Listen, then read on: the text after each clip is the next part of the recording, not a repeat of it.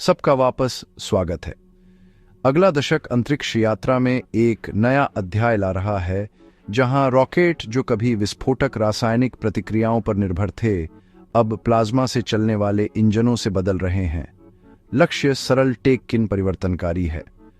Launch के समय कुछ मिनटों के लिए छोटे पावर बर्स्ट भेजने के बजाय ये सिस्टम महीनों तक लगातार थ्रस्ट उत्पन्न करेंगे, केवल बिजली और चुंबकत्व का उपयोग करके ग्रहों के बीच भारी माल ढोएंगे। सबसे उन्नत डिजाइन वास-IMR इंजन और हॉल इफेक्ट थ्रस्टर अब साल 2028 तक पहली वास्तविक इंटरप्लेनेटरी सप्लाई मिशनों के लिए तैयार धटे जा रहे हैं। कृपया अभी सब्सक्राइब करें। केमिकल प्रोपल्शन से हम सामान को धरती से ऊपर ले जाते हैं। टेक-इन एक बार वातावरण से बाहर निकलने के बाद थ्रस्ट की जरूरत कम हो जाती है और एफिशिएंसी ज्यादा मायने रखती है।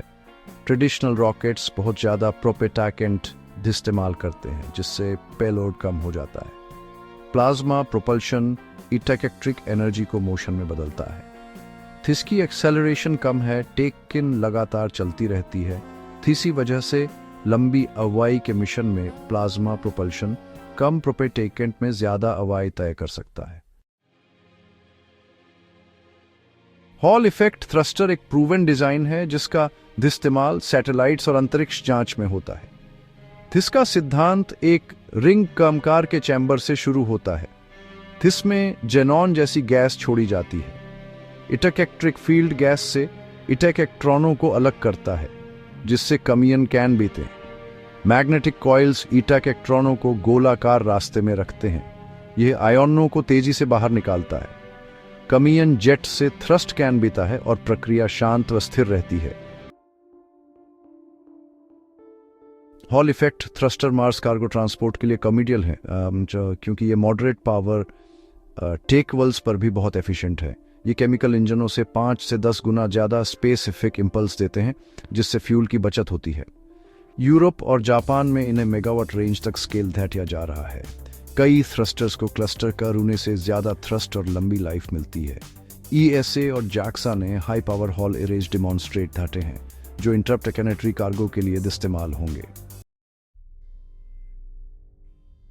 वास-IMR, जिसका full form variable specific impulse magneto plasma rocket है, अगला कदम है। इसका अप्रोच मॉड्यूलर है, जो मैग्नेटिक कन्फाइनमेंट को रेडियो वेव हीटिंग के साथ मिलाता है। इसके लंबे सिलिंड्रिकल चेंबर के अंदर एक न्यूट्रल गैस जैसे आर्गन, क्रिप्टॉन या हाइड्रोजन को सबसे पहले रेडियो फ्रीक्वेंसी एनर्जी के बर्स्ट से आयोनित किया जाता है, जिससे लो टेम्परेचर प्लाज्मा कैन बीता है। फिर प्लाज्मा दूसरे स्टेज में एंटर करता है, जहां एक स्ट्रॉन्ग रेडियो फ्रीक्वेंसी फील्ड जिसे 10 लाख डिग्री से भी ज्यादा तापमान तक गर्म करता है। चेंबर के चारों ओर के सुपर कंडक्टिंग मैग्नेट्स प्लाज्मा को दीवारों से दूर रखते हैं, जिससे इंजन पिघलने से बचता है। कमखिर में प्लाज्मा को मैग्नेटिक नोजल से बाहर निकाला जाता है, जहां यह फैलता है और थ्रस्ट पैदा करने के लिए एक्सेलरेट करता है। वेरिएबल स्पेसिफिक इंपल्स नाम परफॉर्मेंस को ट्यून करने की एबिलिटी से कमेता है। पावर इनपुट और मैग्नेटिक फील्ड ज्योमेट्री को बदलकर इंजीनियर्स हाई थ्रस्ट और हाई एफिशिएंसी के बीच चूज कर सकते हैं। जब रैपिड एक्सेलरेशन की जरूरत होती है तो ज्यादा पावर लगाई जाती है, जिससे फ्यूल यूज की कीमत पर थ्रस्ट बढ़ता है। जब प्रोपेलेंट बचाना बहुत जरूरी होता है तो पावर को कम किया जा सकता है, ताकि धीमी टेक कहीं ज्यादा इफिशिएंट एग्जॉस्ट पैदा हो। ये फ्लेक्सिबिलिटी वास-IMR को मिशन फेजेस के अनुकूल होने देती है, ऑर्बिट से तेजी से एक्सेलरेट करके और फिर डीप स्पेस में एफिशिएंटली क्रूज करके। कोई भी मूविंग पार्ट्स प्लाज्मा को टच नहीं करते, जिससे सिस्टम को एक्स्ट्राऑर्डिनरी ड्यूरेबिलिटी मिलती है। इंजीनियरिंग चैलेंज है पावर। एक सिंगल वास-IMR इंजन को सैकड़ों थेटलोवाट या फिर मेगावाट बिजली की जरूरत हो सकती है। धरती पर यह कमसान है। टेक-इन अंतरिक्ष में हर वॉट सोलर एरेज या कॉम्पैक्ट रिएक्टरों से कम ना चाहिए। टेक्सास की Ad Astra rocket company NASA के साथ मिलकर पहले ही 100 थेटलोवाट प्रोटोटाइप, जिसे VX-200SS कहते हैं, टेस्ट कर चुकी है। टेस्ट में कई घंटों तक लगातार ऑपरेशन चला, जिससे पता चला कि टेक्नोलॉजी अपने मैग्नेट या एंटेना को नुकसान पहुंचाए बिना लगातार चल सकती है। कंपनी का अगला लक्ष्य पृथ्वी के पास प्रदर्शन के लिए 200 थर्टलोवाट का फ्लाइट वर्जन कैन भी आना है। जिससे मिले सबक सीधे 22-28 के मार्स कार्गो प्लान्स में काम कमेंगे। नासा का 2028 का कार्गो रन एक प्रस्तावित प्रदर्शन मिशन है जो इलेक्ट्रिक प्रोपल्शन का उपयोग करेगा अर्थ ऑन ऑर्बिट से मार्स तक ऑटोमेटेड सप्लाई मॉड्यूल भेजने के लिए।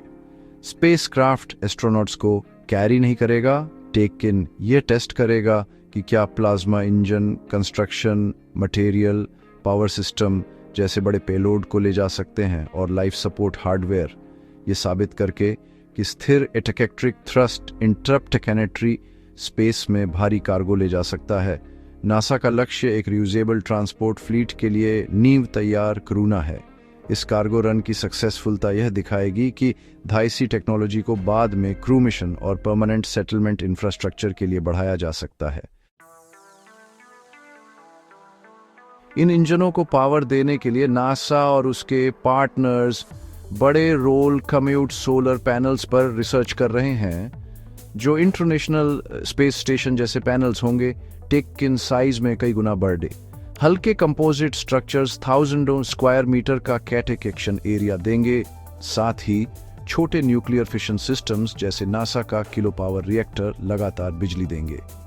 1 किलो पावर यूनिट 10 थर्टलोवाट तक बिजली कैन भी आ सकता है। कई यूनिट्स मिलकर वासाइमार इंजन को पावर दे सकते हैं। मार्स मिशन से पहले टूनो ऑप्शंस को टेस्ट किया जाएगा। हॉल थ्रस्टर सरल है और भारी गैसों के साथ कम वोल्टेज पर अच्छा काम करता है। VASIMR अधिक जटिल है, टेकिकिन कई प्रोपेटिकेंट और तेज एग्जॉस्ट स्पीड के साथ काम कर सकता है। एक मिशन टूनो का उपयोग कर सकता है। हॉल थ्रस्टर डेडिकेटेड मैन्यूवर के लिए, VASIMR लंबी यात्रा के लिए। साथ में वे एक hybrid propulsion come architecture can भी आते हैं। नासा का 2028 कार्गो मिशन का कॉन्सेप्ट पृथ्वी की कक्षा में एक ट्रांसपोर्ट व्हीकल को असेंबल करना है। स्पेसक्राफ्ट में एक सेंट्रल ट्रस होगा जिसमें कई प्लाज्मा इंजन, बड़े पावर मॉड्यूल और कार्गो कंटेनर उसकी लंबाई के साथ जुड़े होंगे।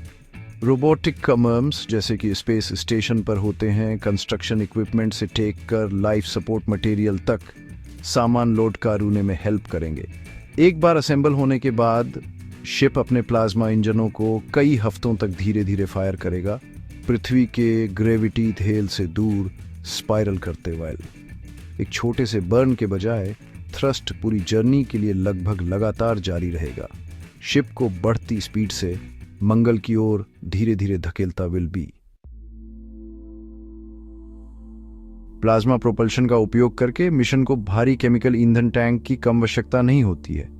ये शिप प्रति लॉन्च अधिक कार्गो ले जा सकती है और पृथ्वी की कक्षा में डिब्बों में रखी छोटी रिफ्यूलिंग यूनिट्स पर निर्भर रह सकती है। क्योंकि क्सीनन, क्रिप्टन या हाइड्रोजन प्रोपेटिकेंट अक्रिय और गैर विषाक्त होते हैं, इसलिए उन्हें संभालना और स्टोर करना बहुत कमसान होता है। निरंतर थ्रस्ट प्रोफाइल स्पेसक्राफ्ट की संरचना पर तनाव को भी कम करता है। विस्फोटक झटकों को सहने के बजाय पूरा सिस्टम हल्के त्वरण का अनुभव करता है। गाइडेंस कंप्यूटर लगातार समायोजन कर सकते हैं। बड़े करेक्शन बर्न के बिना एक सटीक गाइजेक्ट्री कैन बाय रख सकते हैं। मार्स तक पहुंचने में अभी भी कई महीने लगेंगे। टेक इन डिलीवर धटे गए कार्गो के प्रति थैटलोग्राम की लागत बहुत कम हो जाएगी। प्लाज्मा इंजन अपने स्वभाव से स्वाभाविक रूप से रियूसेबल होते हैं। पहुंचने के बाद शिप उसी प्रोपल्शन सिस्टम का उपयोग करके ब्रेक लगा सकता है, सप्लाई उतार सकता है और दूसरे चक्कर के लिए पृथ्वी की ऑर्बिट में लौट सकता है। ये उन्हें सिर्फ एक बार के मिशन के बजाय एक स्थायी लॉजिस्टिक्स नेटवर्क कैन भी आने के लिए कमकर्षक कैन भी आता है। लंबे समय में कई प्लाज्मा कार्गो शिप एक कंटिन्यूअस लूप में काम कर सकते हैं। हैबिटेट्स, फ्यूल प्रोसेसर के लिए कंपोनेंट्स ले जा सकते हैं और साइंटिफिक मॉड्यूल्स जो मानवीय बस्ती की रीढ़ कैन भी। इस डेवलपमेंट में इंटरनेशनल इन्वॉल्वमेंट तेजी से बढ़ रहा है। ESA का propulsion division high power hall arrays पर काम कर रहा है, जो सैकड़ों थैटलोवाट पर लगातार ऑपरेट करने में कैपेबल हैं। जैक्सा डीप स्पेस एनवायरनमेंट के लिए सूटेबल कार्बन फ्री प्रोपेटेकेंट के साथ एक्सपेरिमेंट कर रहा है। पोलैंड, इटली और साउथ कोरिया की यूनिवर्सिटीज मैग्नेटिक फील्ड मॉडलिंग और थर्मल मैनेजमेंट रिसर्च में कंट्रीब्यूट कर रही हैं। इस बीच नासा का गटकिन research centre power conditioning electronics को रिफाइन कर रूना जारी रखे हुए है, जो प्लाज्मा जनरेशन के लिए जरूरी रैपिड स्विचिंग को हैंडल कर सकते हैं। जिसका नतीजा स्पेशलाइज्ड प्रोग्राम्स का एक नेटवर्क है जो पृथ्वी की ऑन ऑर्बिट से परे सस्टेन्ड इलेक्ट्रिक प्रोपल्शन के एक ही ऑब्जेक्टिव पर कन्वर्ज हो रहा है।